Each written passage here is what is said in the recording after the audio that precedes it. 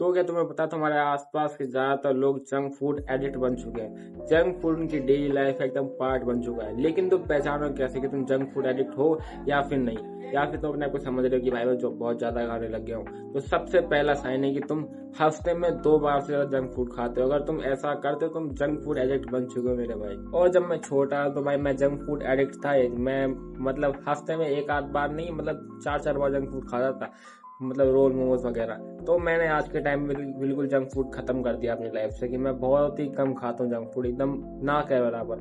हफ्ते में या फिर महीने में 1 बार, बहुत से बहुत।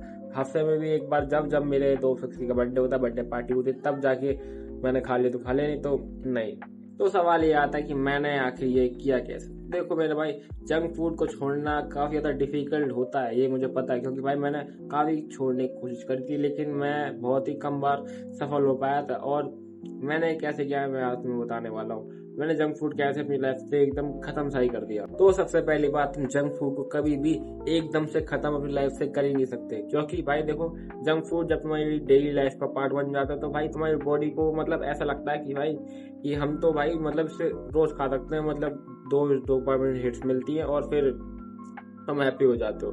तुम्हारे जो एकदम खुशी का जो पार्ट होता है ना तुम्हारी जिंदगी से, वो खत्म हो जाएगा अगर तुम एकदम से जंक फूड हटाओगे तो। इसलिए जंक फूड को धीमे धीमे करके हटाना होता है। अगर तुम डेली लाइफ में अगर इसे खाते हो, मतलब रोजाना 2 3 रोल मोमोज तो खा ही लेते हो, मतलब तो भाई फिर तुम्हें इसे हर 2 दिन में 1 बार खा लिया, हफ्ते में 1 बार खा लिया, ऐसे करना पड़ेगा। मैक्स टू मैक्स 2 बार खा लिया, इससे ज्यादा मत करना, नहीं तो दोबारा से एडिक्ट बनते चले जाओगे। अब देखो, अगर तुम्हें जंक फूड सीरियसली छोड़ना है तो तुम्हें सबसे पहले अपने रूटीन पे ध्यान देना पड़ेगा, तुम्हें अपनी डाइट पे ध्यान देना पड़ेगा। क्योंकि जंक फूड तुम कब खाते हो, जब तुम्हें क्रेविंग्स वगैरह होती हैं। अगर तुम्हें क्रेविंग्स होंगी, इसका मतलब है तुम्हारे शरीर में किसी न किसी न्यूट्रिएंट की कमी है, किसी न किसी चीज की कमी है, जब तुम्हें ये क्रेविंग्स हो रही है तो जब तुम अपनी डाइट में हाई प्रोटीन डाइट खाओगे, जब तुम अपनी लाइफस्टाइल को सुधारोगे, एक्सरसाइज वगैरह करोगे, तो तुम्हारी जो क्रेविंग थे वो शांत होनी शुरू हो जाएंगी, और फिर तुम्हारा जंक फूड का जो एडिक्शन है वो धीमे धीमे जाके खत्म होने लग जाएगा।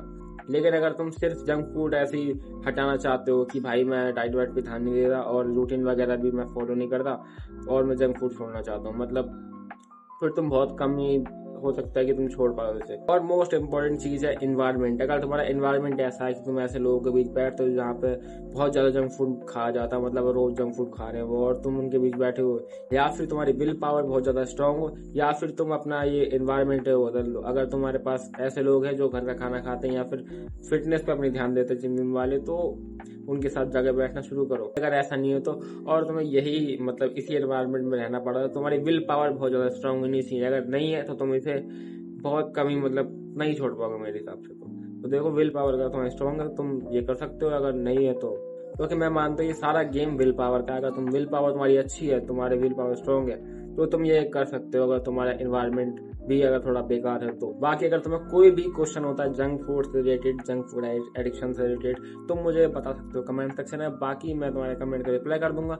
बाकी आज के लिए इतना ही, बाय बाय टाटा। वीडियो पसंद आई है तो लाइक कर देना, सब्सक्राइब कर देना। Bye bye Tata.